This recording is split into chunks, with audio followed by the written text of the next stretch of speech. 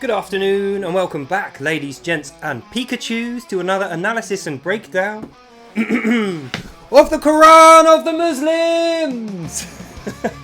Yes, we're back once again to break this thing down verse by verse into factual, logical statements in English, the best language ever, so that we can understand who or what is Allah Akbar, what does he mean by the contents of his book here, and more importantly for us as non-believers, how does this affect us in our lives today? I'm sorry, I'm in a silly mood today.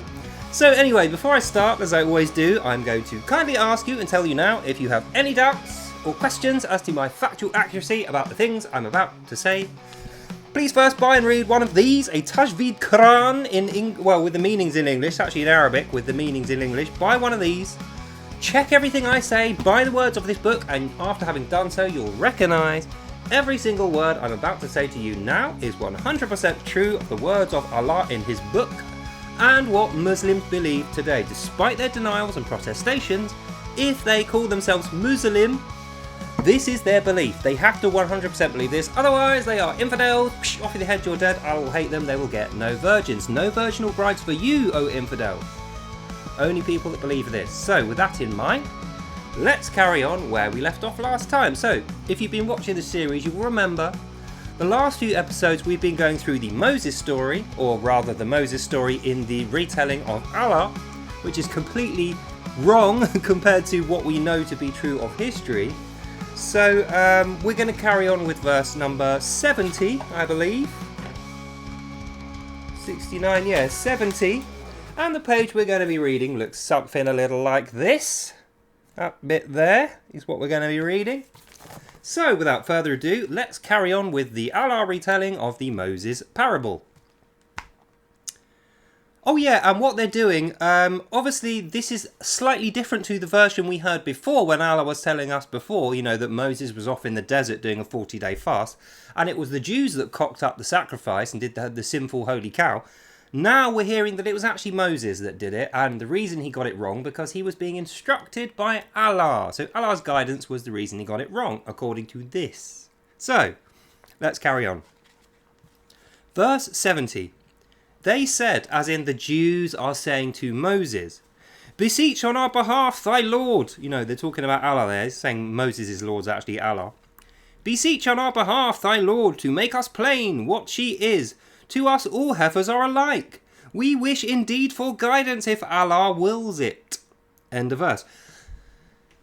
It's going to be a long day. So if we break this down, they said, the Jews, talking to Moses, the Jews are saying to Moses, "Please ask your Lord to make plain to us what this heifer that we have to sacrifice to Allah is going to look like." Because obviously now their Lord is Allah. That's what they're saying. Because obviously that other God doesn't exist. Remember, whose covenant wasn't real, even though they had to say, "We've now taken it over."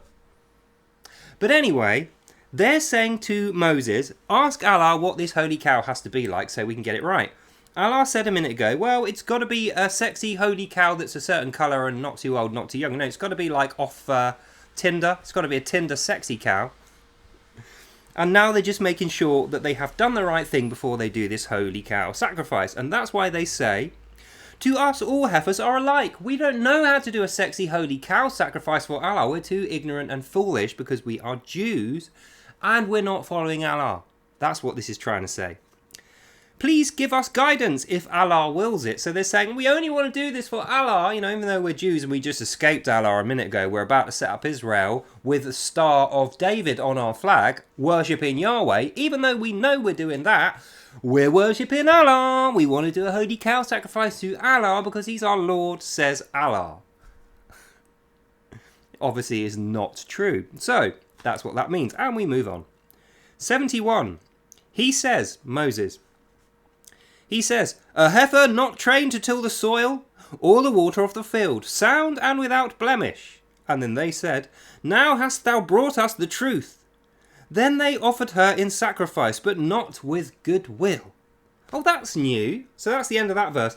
So in the other Qurans, you know, the other 7 versions, the Hafs Quran, the Holy Noble Quran, the Generous Quran, the Quran in English translated by Osama Dakdok, you know, the one with the notation, all those Qurans agree that the holy cow sacrifice was done in goodwill, but they got it wrong anyway because they weren't following Allah.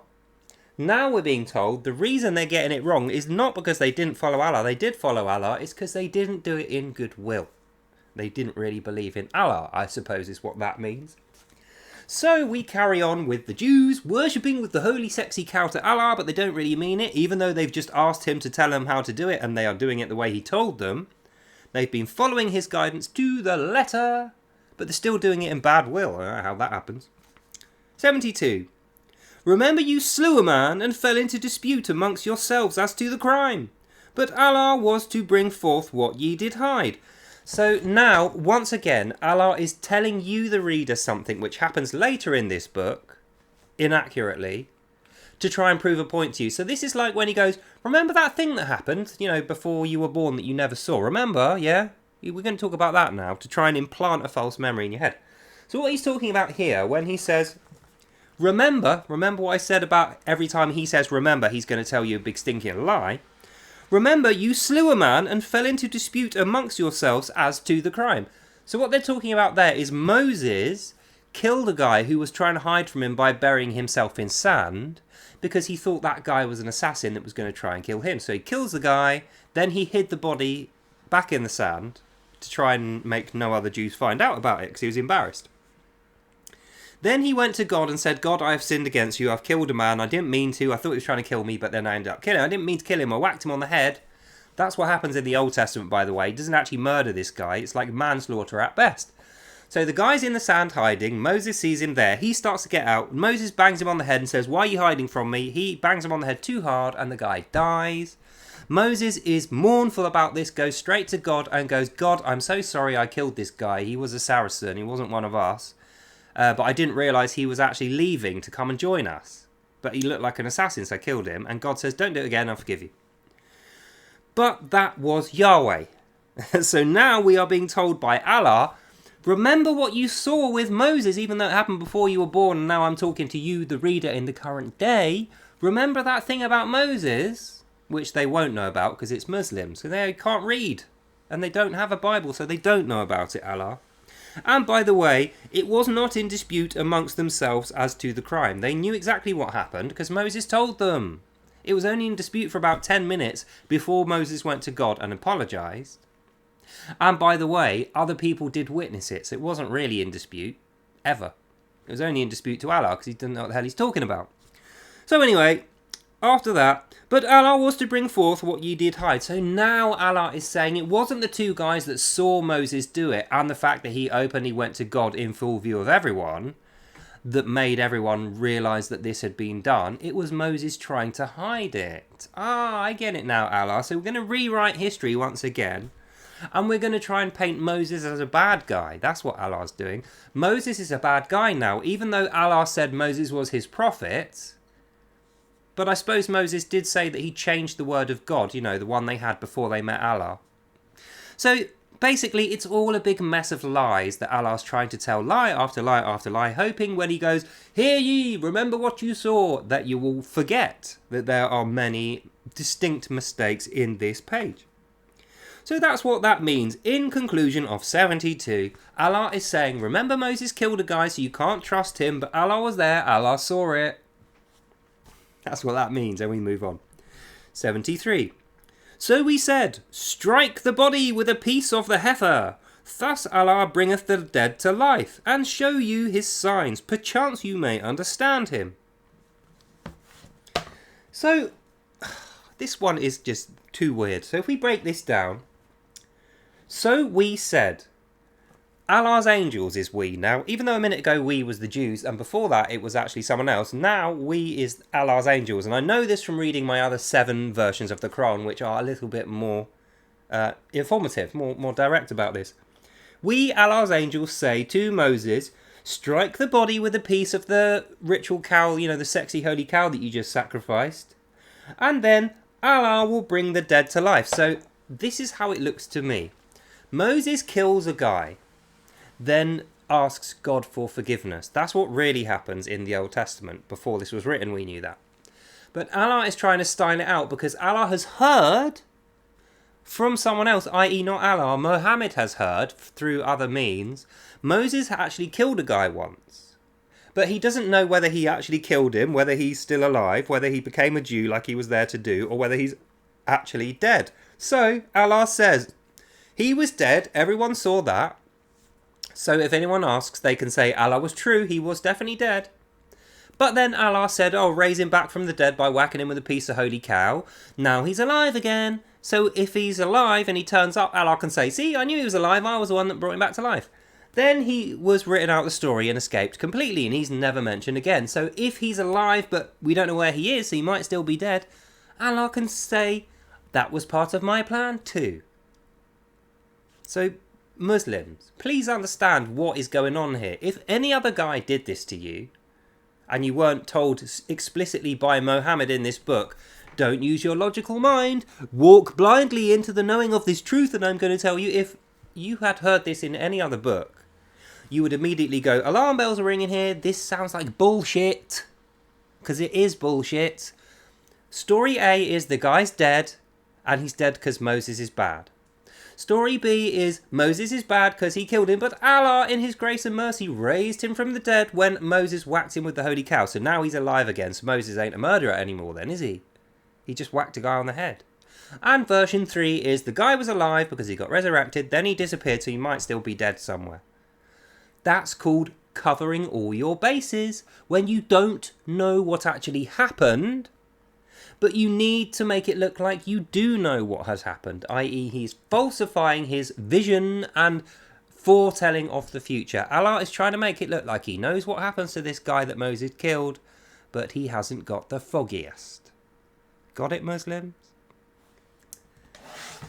So that's what that means, and we carry on. Oh yeah, and then he says, oh, I brought the dead to life so that you could see that Allah is real. But we have no record of this guy coming back to life.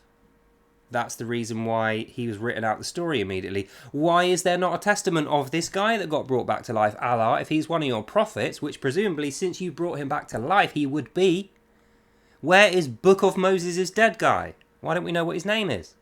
Oh, that's right, because you never met him, you weren't there at the time this happened, you heard through the grapevine, i.e. Mohammed heard through the grapevine, that Moses killed a guy, and now you're trying to throw shade on Moses so that you can back up your earlier lie that Moses actually changed the Torah. That's really what this means, isn't it, Allah? But not everyone on earth is as blind and retarded and brainwashed as a select few Muslims which are following you, i.e. Westerners. We don't believe this garbage for one single second. That's what this means, and we carry on. 74. Thenceforth were your hearts hardened, they became like rock, and even worse in hardness. For among rocks there are some which rivers gush forth, others there are which split asunder, send forth water, and others which sink for fear of Allah. And Allah is not unmindful of hat ye do. That's what it says. It should say that ye do, but it says hat ye do. Don't believe me, I'm going to show you yet another mistake in the Quran, Muslims. Bearing in mind, you asked me to do this one. You said this was the perfectly preserved one. I made you commit to that, Muslim. I said, I'm only going to read this if you give me the truthful testimony that in your faith, in your belief, in your best truth, this is 100% accurate, perfectly preserved, the word of Allah translated into English with no mistakes in it. You said it was. This is the 18th mistake we have found in 11 pages. Just so you know I'm not making it up. See down there? And Allah is not unmindful of hat ye do. Mistake. Another one. Perfectly preserved? Hell no. Unless Allah just can't spell the word that, which at this point I am inclined to believe. 75. Can ye, O men of faith, entertain the hope that they will believe in you, seeing that a party of them heard the word of Allah and perverted it, knowing after that they understood it? This is completely wrong. The other 7 Qurans all unanimously agree that that is not how the text goes. But because they asked me to, we're going to stick to this weird... This is almost like romanticised, and they've taken a lot of the description out. So we're going to stick to what this one says. So let's break it down. Verse 75. Can ye, O ye men of faith? What it actually says is, O ye Muslims, can you? So that bit's completely added. And I suppose that's why it's in brackets, because ancient Arabic didn't have vowels or brackets. So it's not perfectly preserved, because it's got vowels, brackets, and this bit added. Can ye, O ye men of faith, entertain the hope that they will believe in you? Seeing that a party of them heard the word of Allah and perverted it knowingly after they understood it. So this is saying the Jews are the ones that perverted the word of Allah, i.e. the book of Torah that they had before they came to Egypt. That's actually the book of Allah. That's actually the word of Allah. But those evil, naughty, nasty, terribly badly behaved, non-believing Jews, they went and changed it because they are just naughty, bad, evil, dirty Jew apes, says Allah. So I guess what he's saying here is, Muslims, can you believe what those evil Jews did? They actually had the Quran before it was even written, and it was just called the Torah. You know, Allah gave them that, and it was actually just like the Quran. But they went and buggered it up and changed it. That's the only reason they got slaved in Egypt. That's the only reason that they had to escape, and that's the only reason we're going to kill Israel in the current day. Because they had the Quran before it was written, they called it the Torah, and they changed it, and that was evil. Even though Allah hath power over all things and predestines every man from birth to end, they did this, and Allah was angry about this because he didn't see it coming, otherwise he wouldn't have been angry. That's what this means. It is more ridiculous, incoherent, nonsense, false doctrines from Allah, who is Mohammed, who is motivated by Satan. Trying to say, Jews are evil, you need to believe in this, so says Allah. That's what that means. So we get to the last verse. Thank God, because this has been a terrible... I know I've said it before, but I'll say it again. This is the worst copy of the Quran ever written. The Tajweed Quran, in the opinion of me, Daily Corvid, I'm going to go on record to say, the Hafiz is better than this. The Noble Quran is better than this. The Generous Quran is better than this. The Holy Quran translated into English with Christian subtitles and annotations is better than this. Quran.com with the 7 different translations, none of which match this, are better than this. This is without a doubt, unequivocally, the worst version of the Quran ever created by human hands. Muslims. So I don't know why you thought this was going to benefit you or your silly little evil cult of Islam by having me, who is going to read it word for word, tell you what it means without the biased brainwashing of a Muslim on top of it. It's not going well for you Muslims, is it? But we carry on. The last verse, 76. Behold! Behold, when they meet the men of faith, they say, we believe. But when they meet each other in private, they say, shall you tell them that Allah hath revealed to you, that they may engage you in argument about it before your Lord? Do ye not understand them?